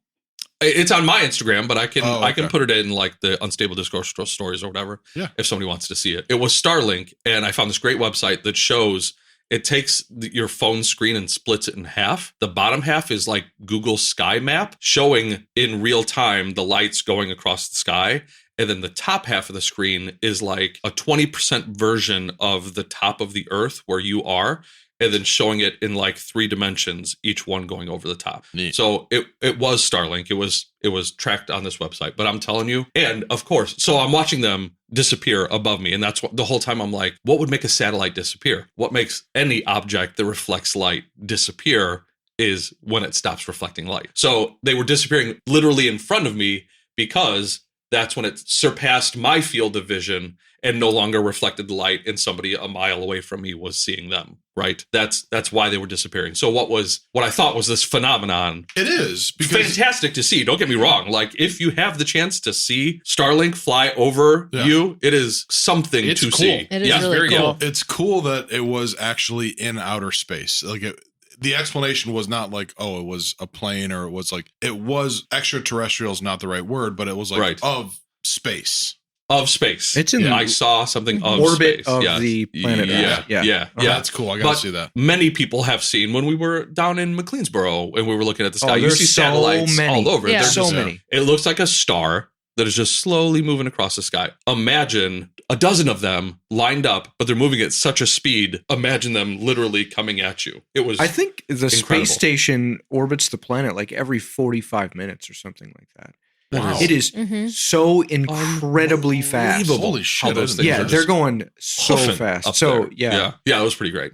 That happened over the summer. That's a pretty There good was a summer. whole 24 hours where I was like, that was the best thing ever. I like the version of the story where, a beam comes down and they're like, Jason, we know you know. Yeah. Oh We've my been God. waiting to tell you. Yeah, it'll happen. I one day. fantasize about the moment where I come into contact with ETs and I tell them I am not the guy you're looking You for. gotta meet my brother. You're looking for my brother. So I'm close. dead serious. I fantasize about that moment where I go, it's his time. It's his time. That's great. Guys, stay right there. Don't move. Yeah. Let me go get I Jason. know you came a super long way to get here. Yeah. You just landed up Just a few miles. I just saw 5 more something minutes. really funny online that was like, I was super into the thought of aliens until I realized it's just that planet's asshole billionaires. Oh my God. Oh my That is God. good. That's Yeah. good. That is good. I'm gonna do my update. I'm gonna keep it really Please. quick because Yeah. it's not so much me, it's Disc Golf Chicago stuff. As tightly packaged as I can update of what Disc Golf Chicago has been up to this summer. We ran 2 different temporary courses on different forest preserve sites. One in Miller Park, which is basically Oak Park. So the park itself is called Miller Park, and the other one is called Schiller Park, which is just funny that we ended up in Miller and Schiller. The Illers. But that is technically barely know her. It's in city limits. So the Schiller Park course was a very, very like northernmost part of Chicago, but they both were temporary courses that were up for a month. We ran leagues at those courses for a whole month, but also there were like QR codes and surveys out there. and we collected a lot of data from people who just were walking through or who lived nearby and got interested and like went to play it against sports and bought discs, and then they were like playing with their families and then sending, doing the surveys or sending us emails saying, we've lived across from this thing for, years, and this is the perfect thing for my family and I to do. So lots of great feedback that led to the Forest Preserves basically saying, hey, we're getting so much good feedback from this. We want to leave these out for the rest of the year as essentially longer term test cases. So there's the appetite from the Forest Preserves is growing. And I think there's a very realistic chance of 2 new 9-hole courses up north and like more west of the city. Like one's in the city, one is just west of the city. Long story short is they're getting more and more excited about it. They're talking about leaving it out there and building the budget for potentially next year. So not only are we on the track to get our first permanent course in the ground, I think there's good potential for 2 courses. We've also figured out who the real right people, like it's still an ongoing, like who writes the check? Right. Who do we need to convince? Yeah. And now we've finally, by going to these like weekend events that they do and just like meeting different Forest Reserve people and confirming who do we need to talk to, we've got the right folks now. They're from like the planning and development department. So you've got programming people who are excited. You've got people from all these different departments that are excited, but the real people that need to be excited, final boss, planning and development Yes. people, and they happen to have a maintenance facility right near the Miller Park course. So we had said, let's get discs for all their maintenance people so that like on their lunch breaks and stuff they can go out and play, and they're all really excited about it. Heck yeah. And then the people, one of the guys who's like a sort of a influential decision maker in the planning and development department happened to be in this Oak Park dads group on Facebook that Eric had posted to say, hey, we're doing this thing. And he was like, hey, I'm actually involved in the part. Like I'm a pretty important person in the Forest Reserves. Heck yeah. So we've got just more, building momentum. And I think the light at the end of the tunnel feels more in sight than it ever has been before. And I'm going to also make it very clear that I've had very little to do with any of the success over the last year or so. It's really Eric and Kevin, past guests of the show. Of course, Nick and Nate as well, our other board members. Like everyone's doing a lot of work, but those Eric and Kevin are driving so much of these projects at this point. It just keeps getting more real, which is really exciting. Fantastic, dude. Yeah, that's like Disc Golf Chicago's big update. And then at the same time, we've been navigating this so uncool, not sexy story at all, but the insurance that's involved with like providing an after-school program through Chicago Public Schools. It's an administrative nightmare and was potentially going to cost us like several thousands of dollars worth of insurance per year to do it. But thankfully, Nasty Nate Hurst has been like finding solutions for us there. We're set to run this program, I believe, this school year at the first Chicago Public School. So wow. Disc golf in schools, disc golf through the Forest Preserves, getting it to all these new families. It feels like what we're doing is real. It's making You're doing all the things you have always set out to do. We are like, I'm glad that it's happening, but it just couldn't happen without all the people who are doing all that thankless work. Hell yeah. Shout out to those guys. And to anybody who shows up and volunteers to our events, like all that stuff, you're like the unsung heroes, and it's super rad. So that's my big summer update. I'll cap it off with one tiny update that happened on my way over here. When I went to buy these White Claws at Burcott's, the cashier said the total is $19.43. And I was like, I just laughed. And she was like, $19.43. She was like, why is that funny? I was like, for me to explain to you why that's funny would take a very long time. It would not pay off. We don't have that kind of time. I said, long story short, 1943 is an inside joke with the people that I'm bringing these drinks to right now. You know who had the time? People that lived in 1943. All right. I think that's enough summer catching up. Yeah. Last thing we got to do is Fantasy Frisbee Analytics Reconnaissance Tournament catch up. That's right. All right. Ryan, I know you had a lot of work to do to get us actually caught up. How many events happened while we were on break? I had 7 events to go through, to shuffle through, and it didn't actually take that long once I figured out a system of the Control F, which is the find on this page function. So you just type the name in and it pops up, and then you can do that. It was pretty quick.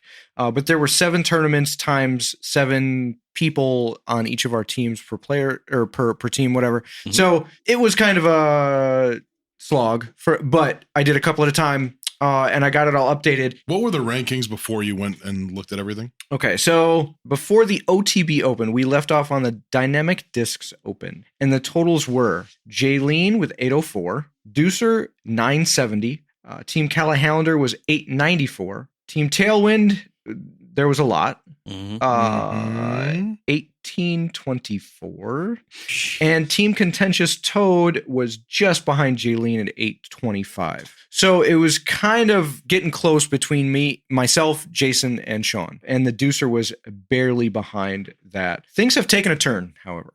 Ooh. I'm just now showing for you listeners a graph of what has happened. Oh. The blue line's a little above the mean. Yeah.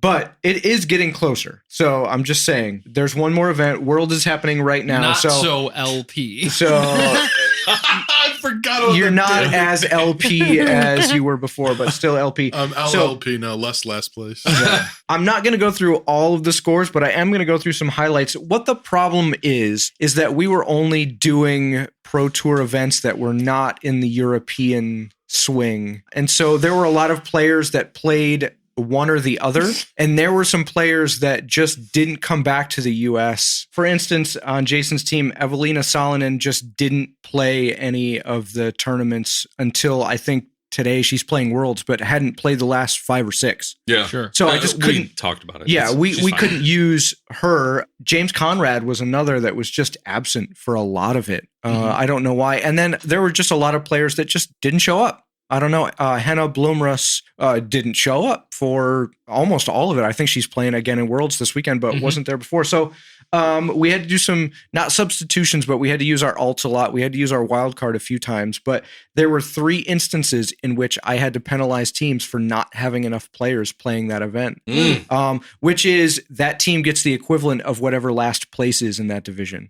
And in the case of, I think, Ledgestone, there were like 140 some players in.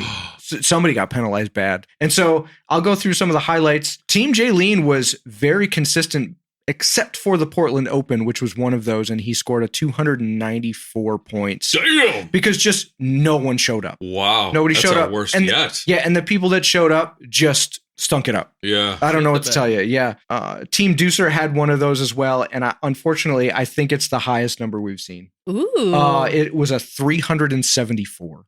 Whoa. It's because almost 100 points on top of that. Yeah. all the guys that you had picked were like 75th place. And then there were a few that didn't show up or something like that. And it was just heartbreaking because there's nothing we can do, you know, when they just don't show up and you have all those alts. So when that happens, that was the Beaver State Fling. When we see them next time, we'll give them PP pants. Definitely PP pants. Fair. Yeah.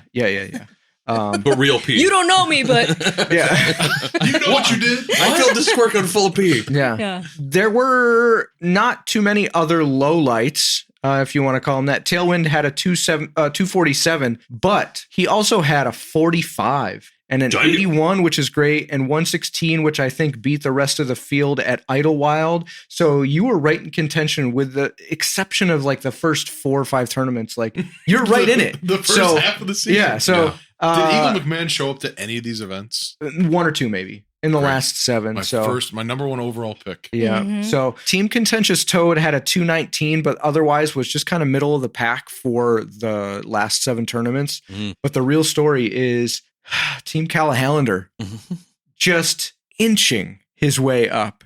And the final totals as of Idlewild right now, bringing up the rear with 2808, Team Tailwind. I think Alex should get some bonus points for the Wind Dragon video. Being associated with Eagle McMahon and the Wind Dragon video? Yes. Yeah. What is that? Oh, look it up. Yeah. So 2808. Deucer had 2232. Oh, man. She's right in the mix, except for that one Beaver State Fling debacle. And then next is Team Jaylene. Oh, With Whoa. 2055. oh, how the mighty have your fallen. your last 3 or 4 were 149, 219, 179, and it wasn't terrible. It was just a couple points above the mean. Yeah. And then in second place is Team Contentious Toad with 1789. What? You've got to be shitting And me. right now, Team Callahallander has the lead with 1764, a total of 25 points in the lead. However, We're 25 points apart, you and I? yes, That's so Wow. insane. That's so perfectly compared to man-right. how many points there are total, 25 points is nothing. But Right. I am watching Worlds, and Team Contentious Toad happens to have one Isaac Robinson and one Holland Handley. Ooh. And- who are both leading the pack by multiple strokes. That is correct. So anything can happen, and there are going to be some serious wheel spins in the next episode. All So- the spins. Before the break, I had twice as many points as the next closest person to me. Yeah. So I'm pretty happy. You have less than a third more now. Yeah, That is that's way less. Like statistically improvement. significant. improvement. LLLP. less, please. Cool. I'll put a picture of this graph up so you can see it, but it's like anything could have swung them in any direction, and just the extra bonus points for beating their ratings Mhm. were really the determining factor in a couple of those. So, Wow. like the lower ranked players coming in 25th place, but that's better than their rating, Sure. you know? And so I really like the scoring system we came up with. I think it's pretty cool. It is really cool. But I can't believe, and I said this before we started, that you had really accounted for so many of like what could have happened. So the foundation that you laid is really strong. Mm. And if we want to do this again next year, I feel like it would be minor tweaks at most. If we, Yeah.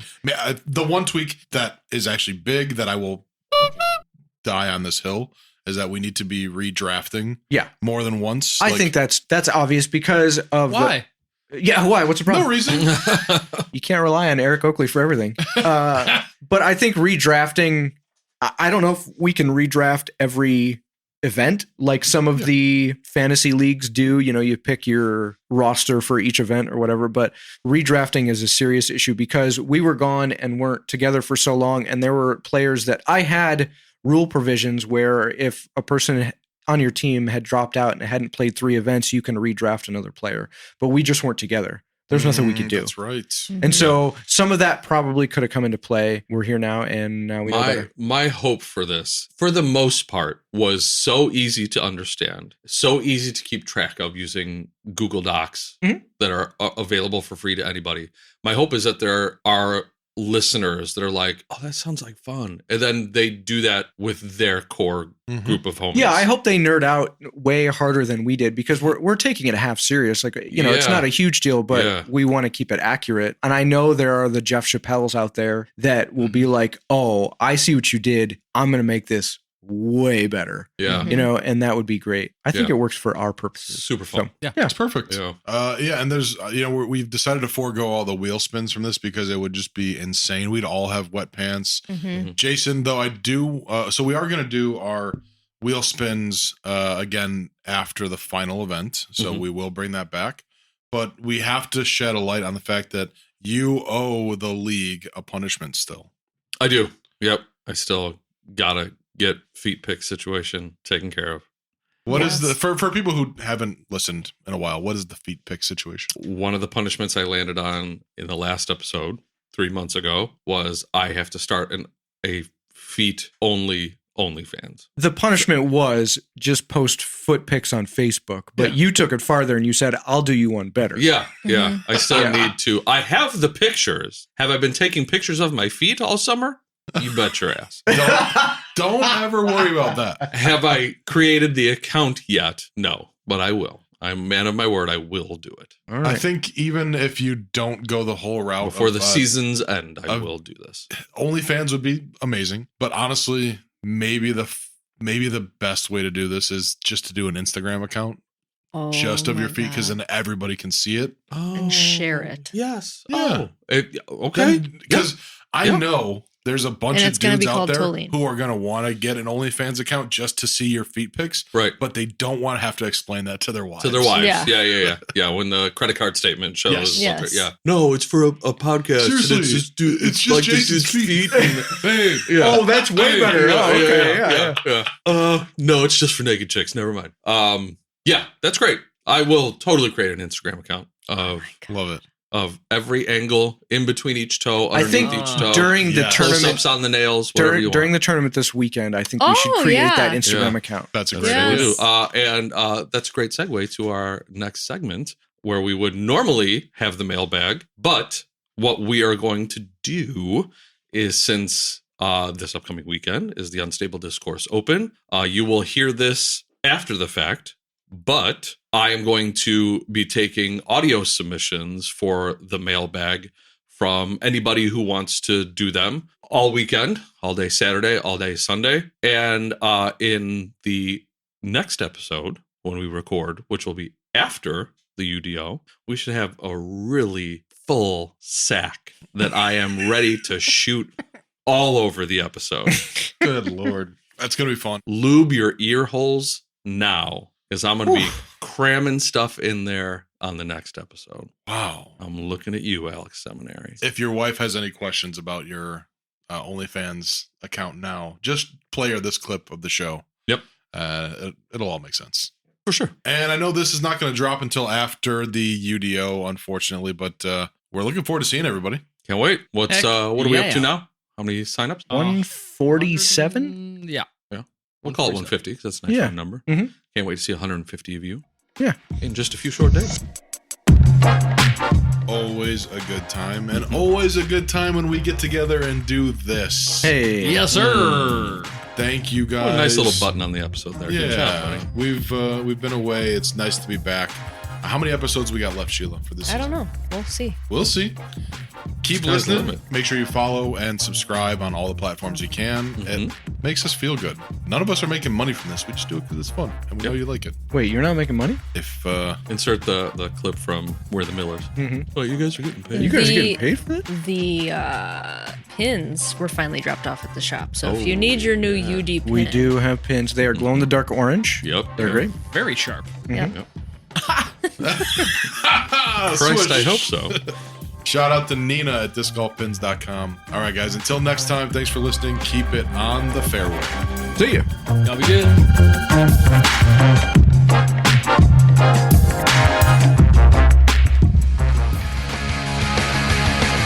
Unstable Discourse is produced by Sheila Callahan.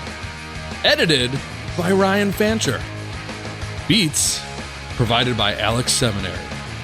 And produced in association with Unstable Disc Golf Gear. Look good, feel good, play good.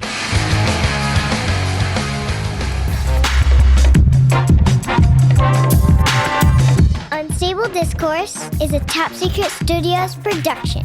You already know.